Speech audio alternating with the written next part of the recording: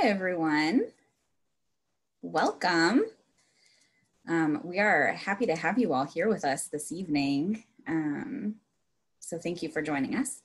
This presentation is Tips for Success in the MPH program.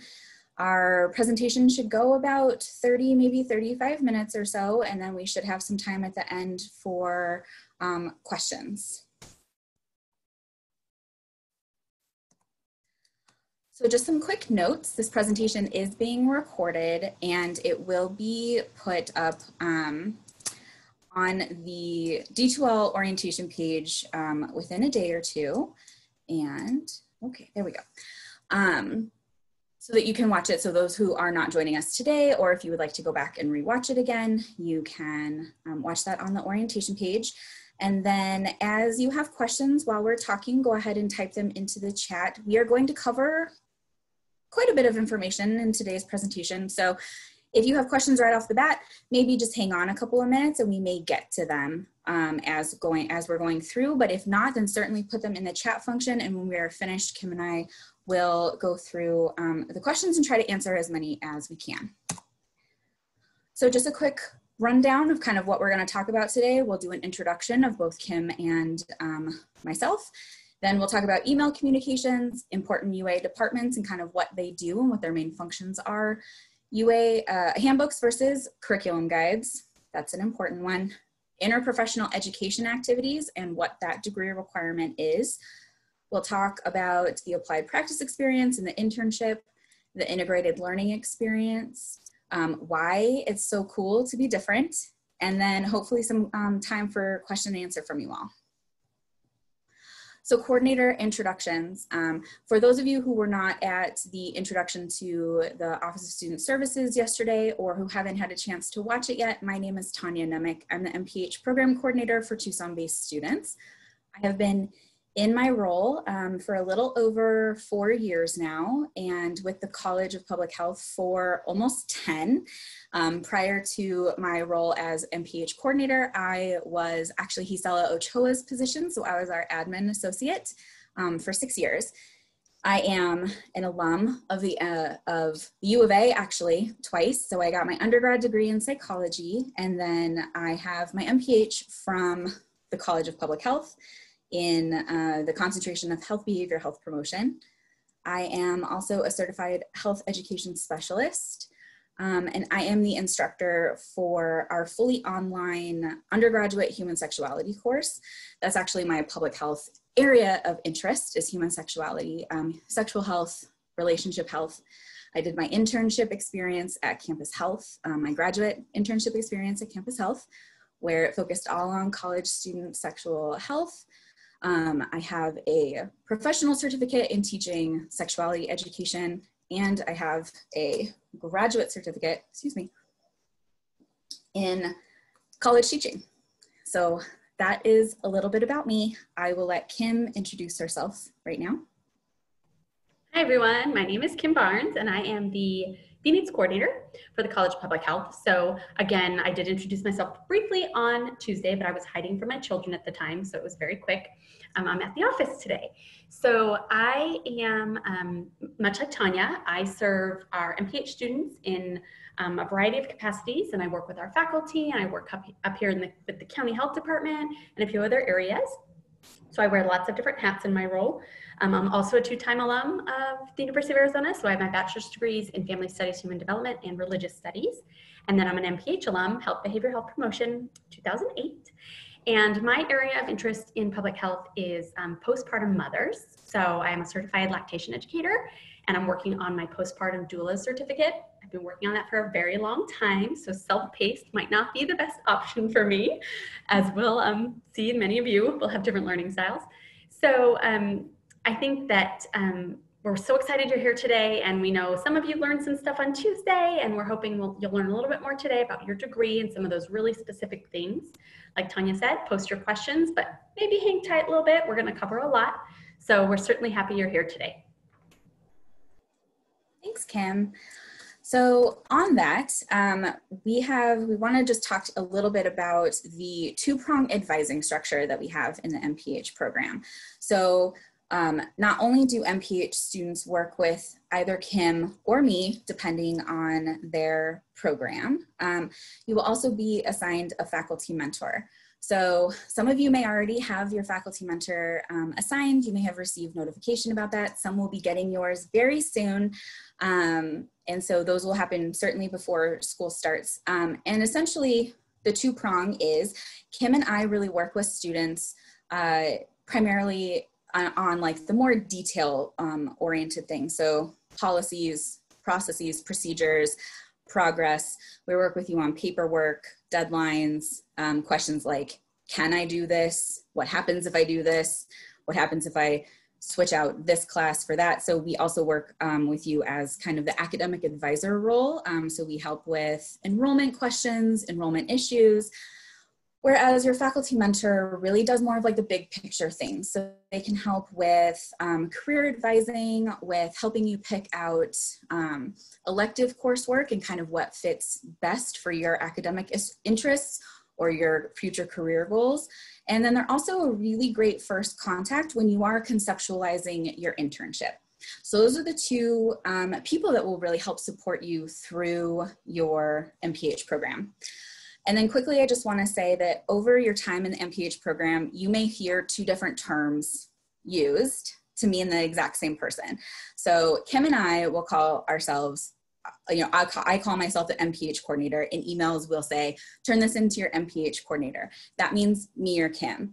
If you are talking with someone at another university entity, like the Office of Financial Aid or bursars or the graduate college, they may refer to us as your graduate coordinator. And so just know that those two terms, grad coordinator, graduate coordinator, and the MPH coordinator, they mean the same thing. It'll be me or Kim. So email communication. Starting now, we will only be communicating with students using your official U of A email account. It is actually university policy that we only communicate with you on this, on the official U of A one. And we will no longer be using your personal account or maybe the one that you entered on your SOFIS application. So make sure that you are regularly checking your U of A official cat mail account. With that, I would say be careful if you forward cat mail to a personal email account. A lot of students want to do this because cat mail is set up in Google, and often many of you may have a Gmail account, and so it makes sense to kind of link those two together since they're on the same platform. However, not every message will be forwarded appropriately. You may miss messages, and then when you're replying, likely it's replying from your personal email account. And just know that some faculty have policies about receiving email from personal accounts, and they may just not respond to it. From us, they may take longer because we may not realize who it's coming from. We may have to go in and change your email account. So just kind of make sure that when you're sending emails, they're coming from your official U of A email. And then, one tip that I would have is to kind of set up folders within CatMail to help you stay organized, because there will be times during specific times in the semester where you receive more emails than others, and it can kind of feel a little bit overwhelming. And I think if you, set up folders and say, okay, I'm going to check this one once a week, not from us, but maybe from a specific university entity, or, things maybe that you're receiving a lot of emails from, then you can go in and filter from those, and they just help your inbox stay a little bit more organized. Read your email, and it seems like, a pretty intuitive statement, but seriously, we send really important emails over our academic listservs directly to you. Now, these academic listservs, you will automatically be put on at the start of the semester, and you'll remain on them until you graduate. We do not spam you on those. They are specifically to send information regarding your academics. So things like deadlines, paperwork information, when scholarships are open, if a new GA position is announced, those sorts of things. So not reading your email is not an excuse for missing something. And this kind of goes back to if you forward your email to a personal email account. And my note to students is always to really prioritize the emails that you read. So if you feel very overwhelmed, then just in your mind, compartmentalize and assume you'll be reading emails from these subsects, right? So from your faculty members, from us in student services, that would be me or Kim, Assistant Dean Chris Tisch, or Hiselo Ochoa. Your classmates or group members. So if you're working on a group project in class, obviously those people are going to be in your priority list when you're looking out for emails. And then other important university entities such as financial aid, registrar, bursar, and the graduate college. So kind of dovetailing on that, this slide talks about some important university departments or entities and what their main function is for. So oftentimes Kim and I will get questions that we are, frankly just not able to answer. Why hasn't my loan been dispersed? Or why, who do I contact because I have to pay a late fee or something like that? Unfortunately, those are things that we're not able to help you with, but there is a department on campus that can. So the bursar's office is in charge of tuition, payment, and billing. So they're the ones that initiate the billing for tuition. They're the office that you will pay your tuition to. They're the office that disperses a refund if you happen to drop courses and you need a refund or a reimbursement on tuition costs. The Office of Financial Aid and Scholarships is the university entity that is in charge of loan and scholarship disbursement. The registrar's office is the one that is in charge of dates and deadlines for enrollment. So when does registration open up for the next term? What is the last day that I can add a class? What's the last day I can drop before a W? Those sorts of things. Those dates and deadlines come from the registrar's office. And then the last one is UITS, and that's for technical support and email support. So that would be, this is the entity to contact if you receive an email from us or a phone call from us saying, hey, I'm getting bounce backs on you, or you're realizing like, it's been 4 days and I haven't received any emails. There's probably something up with your email. So Kim and I send digest emails is what we call them. And essentially we try to take a lot of the emails that we receive throughout the week that are important for you and your academics, and we try to compile them. And the first few that you will receive will have all of this contact information for all of these important offices. So when in doubt, you can look them up on the University of Arizona website, or you can search through email because likely we have sent them out. All right. Handbooks versus academic curriculum guides. This is an important one and often something that is confusing for students, and completely understandably so. So we like to take some time and explain what the difference is between these. So the handbook outlines college and university policies and processes. This is something that comes from our college, but not only talks about College of Public Health or MPH specific policies and processes, but also university processes. It is updated yearly, and students will always follow the most current handbook. So right now, you as entering students for fall 2020, along with our continuing MPH students, will follow this academic year, which will be the 2020-2021 MPH handbook. Now next year, you all will follow the 2021-2022 MPH handbook. So each year that you're active in the program, you will follow the most recent handbook. Academic curriculum guide is a little bit different. So this outlines the academic requirements for your program, for all of the College of Public Health programs. And students follow the academic curriculum guide for the year that they enter the program. So as a hint, yours is the 2020-2021 academic curriculum guide. Now next year, you will still be following the 2020-2021 academic curriculum guide, but you will be following the new version of the handbook. So that's the difference between the two. These are both found on the Mezcoff Student Hub. And just as a quick note, while the current academic curriculum guide is linked there, the new MPH handbook for 2020-2021 will be available at the start of the fall semester. So it's not quite up yet. So foundational and program competencies. MPH foundational competencies are competencies that are implemented by our accreditation body, the Council on Education for Public Health.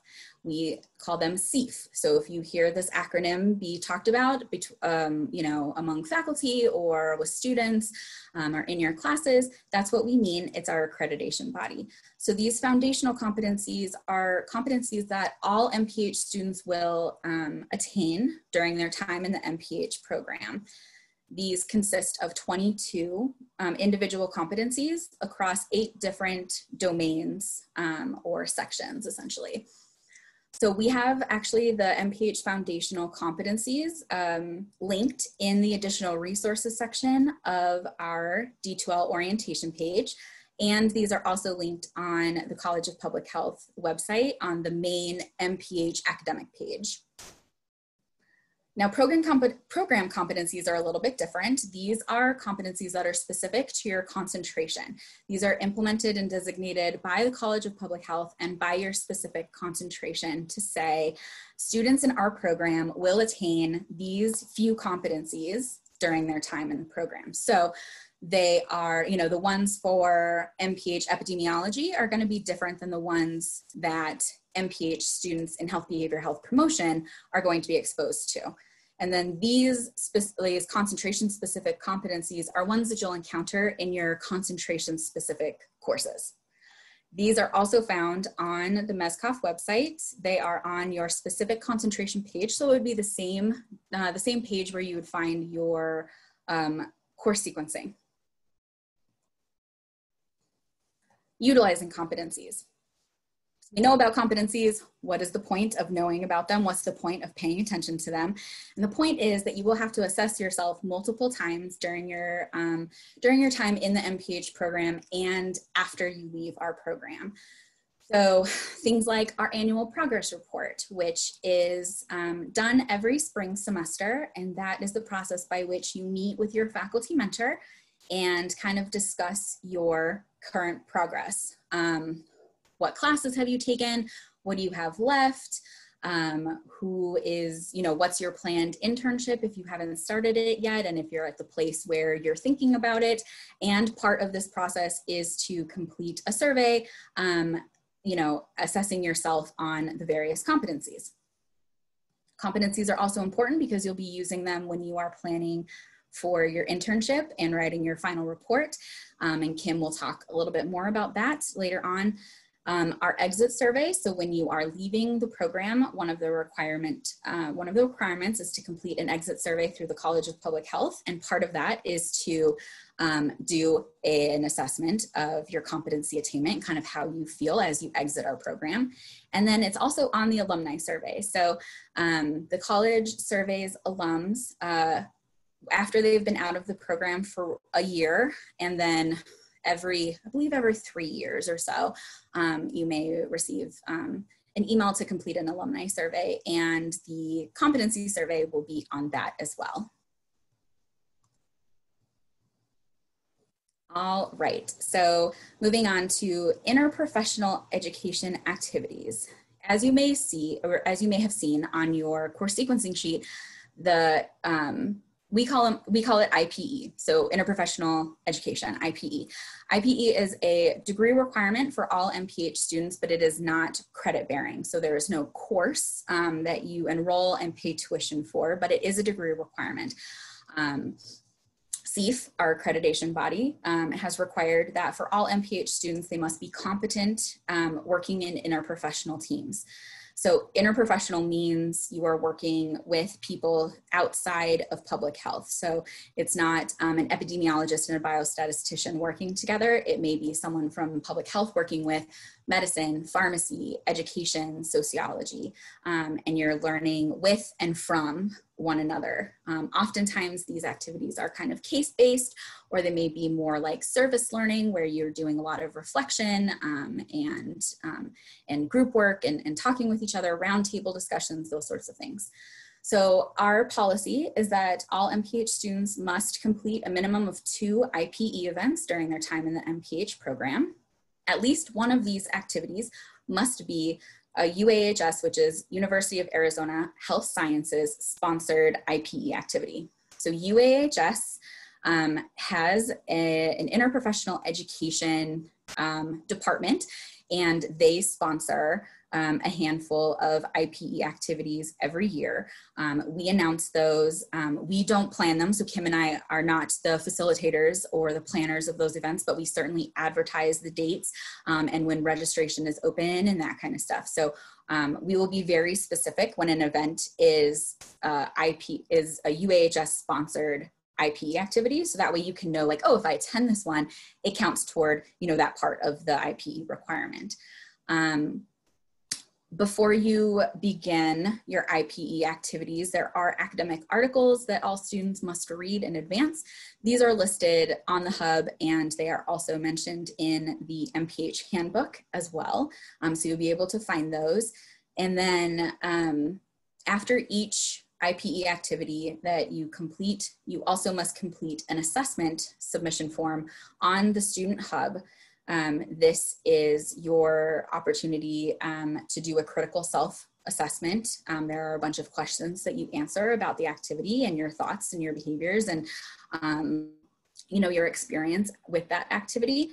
And then that is reviewed and approved by your faculty mentor. So while Kim and I make sure that these activities are completed for your degree and for your degree completion, we are not the ones that are approving an event. So if an event may be interprofessional, it may be a course activity, or it may be going to a conference, you'll want to make sure that you get that cleared with your faculty mentor and not necessarily me or Kim. Okay. So at this point, Kim is taking over. Yes, thank you. So really quickly, I want to mention that today's passport code is 8. So after all of the pre-orientation sessions, there'll be a quiz available to you. You'll enter in the passport code for all of the pre-orientation events, and those who get 100% will be entered into a drawing. So tonight's session, again, is 8. We kept it really simple, 1 digit, no messing around. So trying to make that easy. So yes, I'm going to talk about the internship experience today. I know that all of you who have looked at your course sequencing have seen an internship prep workshop on that sheet. I just want to mention very quickly, that's not credit bearing. So that's an in-house workshop. So don't feel like you've missed registering for something. I'm going to talk a little bit about what that looks like in a minute, but I know that that's foremost on your minds. So an internship is required for all MPH students. All concentrations, all MPH students will do an internship, which is great, right? That's one of the cornerstones for our program. We want you putting skills into practice. Don't get really stressed about it right now. Our experience, both myself and Tanya and lots of us in student services, we know you're thinking about it, and that's great. Don't stress about it just yet because you can't do it yet, okay? So I'm gonna take some pressure off. You cannot do your internship yet. What we want you to do is think about it and start making some connections. So you can talk to faculty and guest speakers, reach out to organizations you might be interested in, maybe starting as a volunteer so you build some relationships, or learning more about their programming. Talk to our alumni. We're gonna have an alumni panel this week, or I'm sorry, next week. Week after, maybe even, forgive me. You're gonna have an alumni panel as part of pre-orientation activities. And we hope to engage alumni throughout your semester in different ways. So those are just a few ways. Now, I'm gonna go back to guest speakers for just a quick second. Tanya mentioned the digest emails. So those emails, Tanya and I get a lot of advertisements for workshops, webinars, seminars, guest speakers. We put all of those into the digest. And sometimes you'll get the occasional one that maybe comes to us a little late, and so we'll send it out via the listserv. Those are great ways to connect with the university community and the outside community. So we know that you might think, wow, this is a lot of things and I can't do all these things. Don't do them all, but participate, engage. The master's program is done very quickly. And so the more you can engage and network this semester and into the spring semester, the better positioned you are for that internship when it's time to plan. Next slide, please. Okay, so much like everything else, we like our acronyms and we like our special words.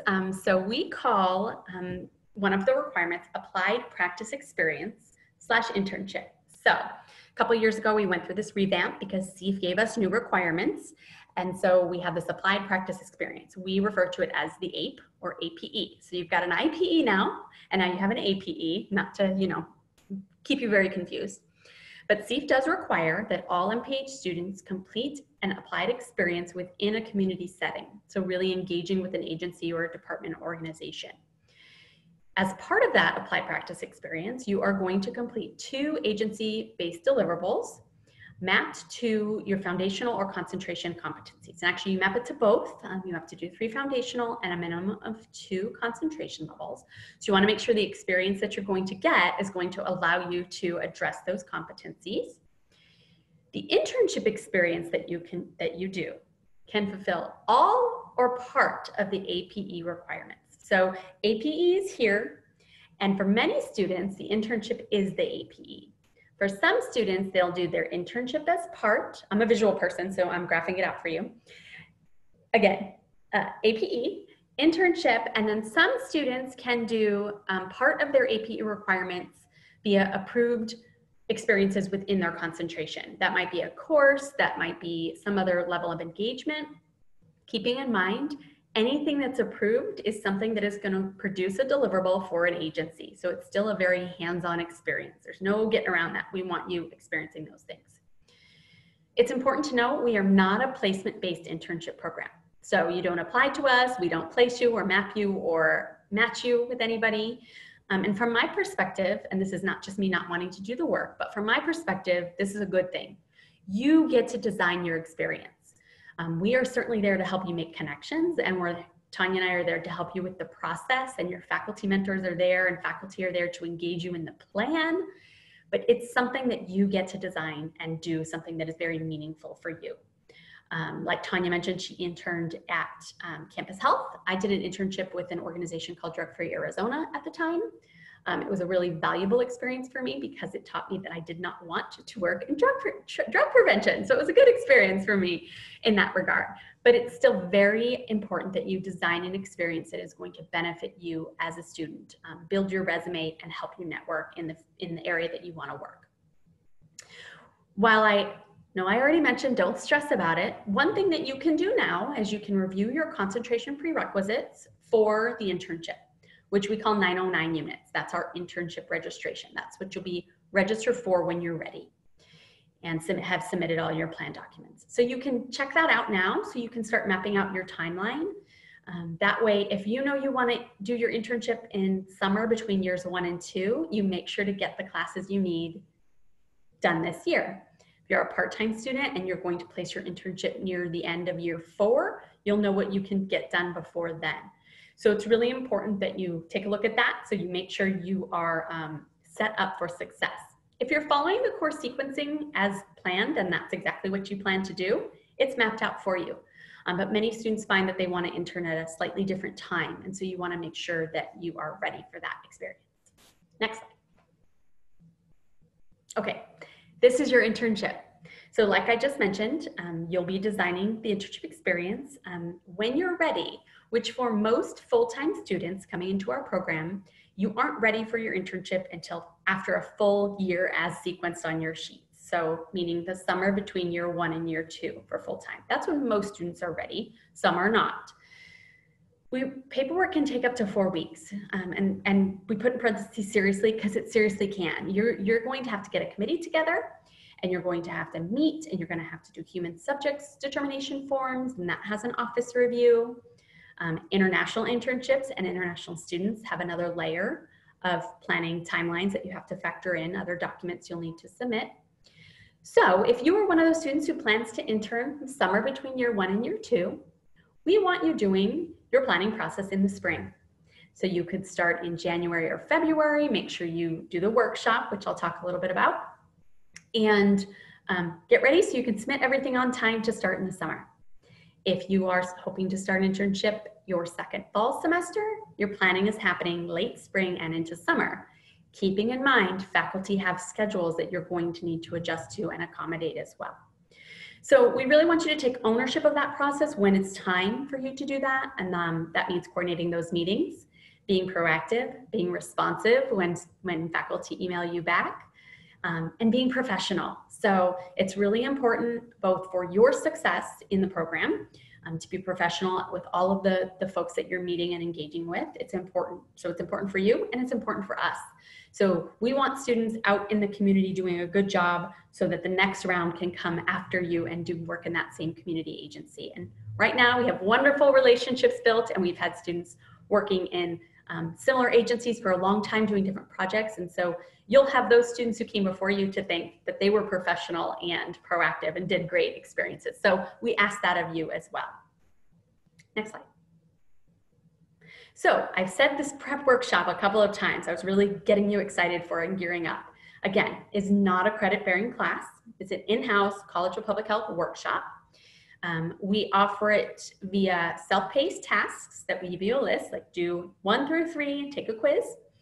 And we also host live workshop presentations each semester. We usually host a couple, and we're thinking about maybe recording one. So if you're an auditory learner, you can hear us tell you things as opposed to just reading them. And we host them every semester. So wherever you are in the sequencing of things, you're able to plan for that. We don't have them scheduled yet. They will be announced via the MPH listserv and via the digest once we have those scheduled. And again, completing it the semester before you're actually ready to start your project. And what happens is, let's say you completed it very early because you were a super go-getter, and then requirements change. Steve tells us something different. Human subject says we have to do another form. Then you're going to have to attend another workshop. And we don't want you to have to do that because it's a lot of learning that will happen about the planning process. So definitely think about who you're networking with, think about types of internships you might want to do, start engaging as you start to attend events and working with faculty and your faculty mentors, but don't plan to do the workshop this fall. Hang tight, do it in the spring if you plan to intern in the summer. Next slide. Okay, I'm going to give you another acronym because we're feeling extra mean today. So you have IPE, Interprofessional Education, you have APE, Applied Practice Experience, and now you're going to have the ILE, which is your Integrated Learning Experience. This is a course. So this is your capstone course for the MPH program. All students across the MPH program are required to take this 1-unit online course. It should be taken in the last semester of your program, and there are good reasons for that. This is a case-based course, so it's studying real-life public health issues, and you want as much public health knowledge coming into this course as you can possibly have, because that's how you're going to be able to synthesize and solve a problem with a team. So it's not interprofessional in a true sense because it's all within public health, but it's concentrations mixed together.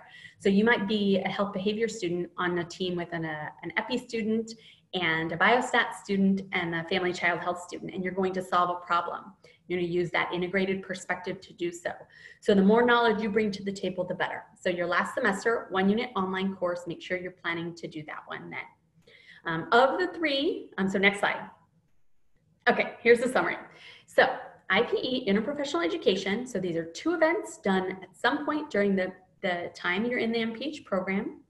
One has to be a UAHS event, as Tanya described, and you're going to submit an assessment for each on the hub.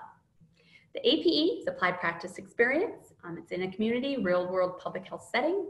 You are mapping deliverables that you will produce for that agency to competencies that the program says you need to focus on. And it can be fulfilled in part by that required MPH internship. And for some students, that's the only way to fulfill it. The Integrated Learning Experience, or your ILE, is a 1-unit capstone course taken in the last semester of your program, so fall or spring, when you're going to finish your coursework. And so again, last semester, make sure you factor that 1 unit in. Next slide. Okay, it's cool to be different. So not all concentrations are the same. The MPH program has a lot of similarities, but the concentrations really kind of get down to different levels, different competencies, different faculty, different experiences. And don't forget, you may be in classes with somebody who started the program the year before, 2 years before. Their curriculum may be slightly different, their requirements, their experience. So that's a good thing. You can learn from one another. But because not all students are the same, not all students are following that same curriculum guide, there's different situations. While we know that you will value learning from your student colleagues, it's also really important to know what is true for them may not be true for you and vice versa. And so whenever you are confused about that, Or if you're curious and not confused yet because you haven't asked the question yet, ask Tanya or myself. So come to us for what we call the 4 Ps: policies, process, procedures, and progress. I would throw a 5th P in there, which is paperwork, because we help you with a lot of that. We can't escape it. So any of those things, come to us with questions. You can also ask your faculty mentor, but many times if it's a process-related issue, they're going to loop us in to help you with that.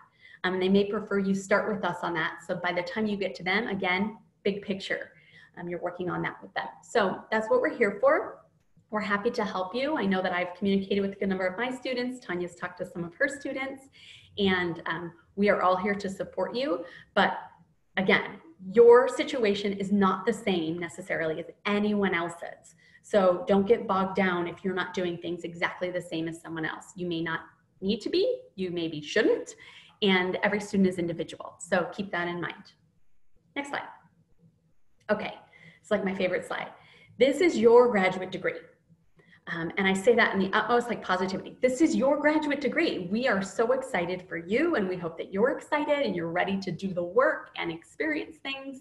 We know it's a big commitment. You're starting a graduate degree in a pandemic. We know this is different than everything else that anybody has ever done. And we are excited you're gonna do it.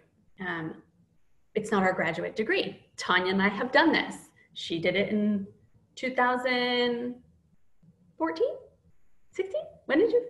15, she finished. I finished in 2008. We did our time. We earned those degrees. So we aren't going to drag you across the finish line. We are here to help you get there. So we provide the resources to help you along the way, but it's up to you to get what you want out of graduate school. I always tell students, especially those doing it full-time, if you're doing this program full-time, you're doing it in 2 years. That goes by in the blink of an eye. Think about how fast undergrad went. If you did that in 4, or if you're like me, 5 years, it's still the blink of an eye. 2 years is so fast. So you want to really squeeze as much out of that orange as you can, while still making sure you're balancing your mental health, right? So pick some workshops to attend. Find a way to volunteer or engage at the community, in the community, at the college, at the university. Pick a few things that you can do. Get involved. Challenge yourself. Push yourself outside that box, especially when it comes to networking. Build your skills. If you find that your concentration, you love it, you love the curriculum, but you want something a little bit different, take that extra biostats class, take that extra epi class, do a college teaching class. Look outside the college, look at the university, look at the community. Make sure you are building your resume in the direction which you hope to be employed as a start with your career. It matters. So I have been in this position for almost 10 years, it'll be 10 years in like 2 weeks. And I feel very proud that I have this wonderful network of alumni here in Phoenix and all over the country and the world who've done amazing things. But over the course of those 10 years, I've had a few students who came in, they put their head down, they did their work, they got straight A's, and they had a very hard time getting a job. And I will tell you, it's because they didn't get more out of it than the knowledge. That's super important, and that opens doors, and we want you to do that. But you need to network, you need to engage, you need to commit, you need to make sure you are putting yourself outside the box so that you are in the best situation possible, not just for employment, but also for your development, for the cost you're spending, for all of it. So make sure you do that. So it's your degree. We're excited here and we're here to help you. Next slide. Questions. So this is our contact info. So if you don't want to ask questions now, that's okay, but we have about 7 or 8 minutes and we're happy to answer questions.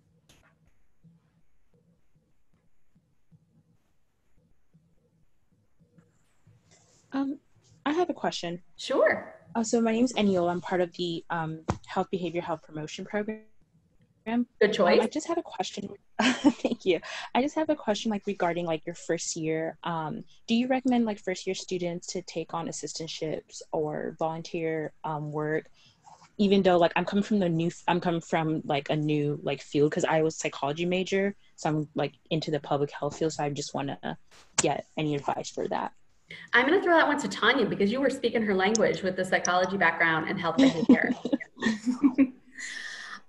So I I am kind of in the house of, if you get an assistantship that helps fund your education, and you're interested in it, you may want to look into it. Also understanding though that it depends on your preferred timeline. It depends on, do you plan to have another job outside of this assistantship? So like a non-university employment, do you have do you have other non-academic responsibilities and that kind of stuff? So also kind of keeping in mind your time commitment to other things plus your academics. But we do not have a policy within our college that any assistantship, that research, general graduate assistantship, teaching assistantship has to come from the College of Public Health. Oftentimes we have many students who take assistantships outside of our college because that is, maybe where their experience lies. So we have students who came from maybe like a chemistry undergrad or biology, and they go and TA for those classes because they're giant undergraduate courses and they need TAs. And we have a lot of graduate students, and we don't have courses that are quite as large as chemistry courses that are required of so many undergrads. So we are, not able to fund all of our students. So I would support, a student looking in other departments as well. Okay. All right. Thank you. Okay. I see a question in the chat, 2 questions. I'm going to address both of those. So, I saw a question about what was the process for assigning faculty mentors? And that's a sort of multi-pronged answer. So in part, you're assigned a faculty mentor within your program, within your concentration or department. So that's one thing. We have to take into consideration faculty load, so how many mentees we can give to each faculty member, because remember, they're still mentoring second and third or part-time students. So we have to balance that, and we try to match based on interest where we can. Please remember, you are not married to this faculty mentor. So give it the first semester, engage with them, meet them, connect with them. And if you find that it just doesn't click between you two, or they're great, but you click even better with one of our other faculty mentors, you can request a change. We have a form for that, because we have a form for everything. And it's not guaranteed, so you do have to meet with both of them. In my 10 years, I've never seen it be denied. Faculty want to support students, and if they have the bandwidth to do that successfully, I've seen the approval process be pretty seamless for students. So I would give it the first semester to engage and connect, and you might be surprised the things that you have in common that you didn't realize you had in common, that you're able to find a good match. And keeping in mind that our faculty are well-versed in lots of areas. So it may not be their specific expertise, but they have a lot to offer you regardless. And then Carrie asked a question about flexibility in the internship for part-time students and full-time workers. Great question. There is no set requirement for the length of your internship. So there's requirements before you can start it, and there's requirements once you're done, but you could take 3 or 4 semesters to finish your internship. You could start it in the summer, continue into fall, spring, summer, fall, spring. I mean, really, you have 6 years to complete this degree, as our graduate college says. So you have a long time to be able to spread your internship out. If you're thinking about interning where you work, we want to make sure that lines are very clear. So we don't want your preceptor to be your boss. We don't want it to be work that you already do, because you're not building skills. Can it benefit your employment? 100%. So the best way to kind of explain that is picture the state health department. They are very sort of siloed. They have lots of different bureaus. So maybe you work in the Bureau of Vital Statistics as your job, and somebody over in Women and Children's Health wants to do an internship or wants to have some data analyzed or have a project done that your boss loves the idea of you doing and is happy to let you work on that during work hours, but your internship is with that other silo. So it kind of keeps the lines clean to make sure that you don't get pulled off a project because your boss changes their mind. So as you get closer to that, those are things that we go over in the workshop and the webinar. It's in the materials, and we're certainly happy to help after you've done the prep work. But it's totally doable for part-time students. I work with a lot of full-time workers, and they just spread it out longer than maybe a full-time student does. Absolutely. I would basically say everything that Kim has said, but I want to just really quickly, so Megan asked what the hub is that we had been referring to. That is our student intranet portal. Eva so very kindly linked to it. Thank you very much, Eva. You need to log in with your NetID and password, and actually part of the orientation experience and one of the activities that you will be required to do will have you travel all around the hub. So that's going to be like resources. I think it's like a scavenger hunt essentially, that you are going and looking at different resources that we have posted on the hub to make sure that you are very familiar with that, because we put a lot of information up there, a lot of links and resources up there. So that way when we say it's on the hub in this area, you know exactly what we're talking about. Trust me, you don't want to track down a million emails from me and Tanya with paperwork. It's much better for us to be able to update it on a hub, and there it is for you. You'll also submit lots of things via the hub. It is 5:46, so for those of you who are keeping to time, you have other obligations, that is the end of our prepared session. I'm happy to hang out for just a few more minutes if other folks have questions. Okay, Simran, great question. What is the process if we wanted to be considered for one of the MPH dual degrees? So that's a little tricky. So if you aren't already admitted to both sides of the program, you would work to become admitted to the other degree program, and then you would change into the official dual degree for us. Tanya, is that right? Yes, so we have specific programs that we have dual degree agreements with through the university. And so it's not every program. So you can't be a dual degree student with us and say, what's one that we don't have? Like geography. We don't have a formal dual degree, but for the ones that we do have, you get admitted to both degree programs separately. So for right now, you're admitted to the MPH program. Congratulations. And then you apply to the other degree program. If you are, it's not an all or nothing situation. So if you are not admitted to that program, you still remain an active MPH student. Nothing changes with your admission here.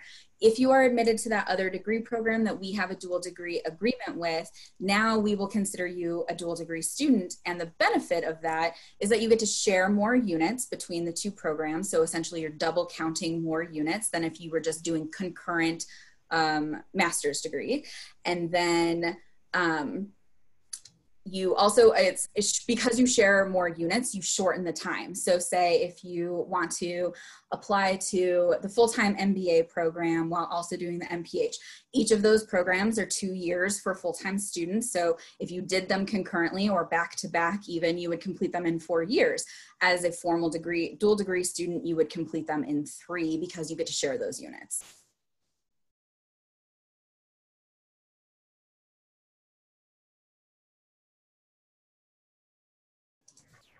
Other questions for us? Okay, just remember, you have our contact information. You are more than welcome to reach out to us for clarification on anything. We know that there's lots still to be done in your orientation. There's the D2L, there's the online portion, part 1, that we hope you're all progressing through. All these pre-orientation sessions for part 2, and then our live online session is part 3 on August 21st. So get through a lot of that. Lots of your questions will be answered. You'll come up with new ones and we'll answer them for you. Yes. Okay. Thank you all. Thank We're so you. excited. Thank you. We look forward to working with you all. Have a great evening.